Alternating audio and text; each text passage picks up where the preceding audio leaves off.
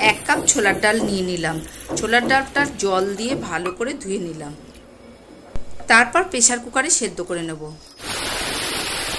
ডালটা কিন্তু হলুদ আর লবণ দিয়ে সেদ্ধ করতে বসিয়েছিলাম। অন্যদিকে কড়াইতে সর্ষের তেল দিয়ে নারকেল কুচি ভেজে নেব। নারকেল ভাজা হয়ে গেলে তুলে নিয়ে পনির ভেজে নেব। জিরে আর শুকনো লঙ্কা ফোড়ন দিয়ে দেবো। এবার গাজর আর টমেটো ভেজে নেব। আদা আর কাঁচা লঙ্কা পেস্ট দিয়ে একটু কষিয়ে নেব। নিয়ে সেদ্ধ ছোলার ডালটা ঢেলে দেবো। তারপর দিয়ে দেবো ভেজে রাখা নারকেল কুচি, কিশমিশ, কাজু, ভেজে রাখা পনির দিয়ে একটু নাড়িয়ে চাড়িয়ে 1 চামচ চিনি দিয়ে দেবো। তারপরে দিয়ে দেবো 1 চামচ ঘি। ব্যাস রেডি হয়ে গেল একটা সুন্দর রাতে রুটি দিয়ে খাওয়ার মতন একটা সুন্দর ছোলার ডালের নিরামিষি তরকারি। লুচি, রুটি, পরোটা যার সঙ্গে ইচ্ছা পরিবেশন করতে পারো।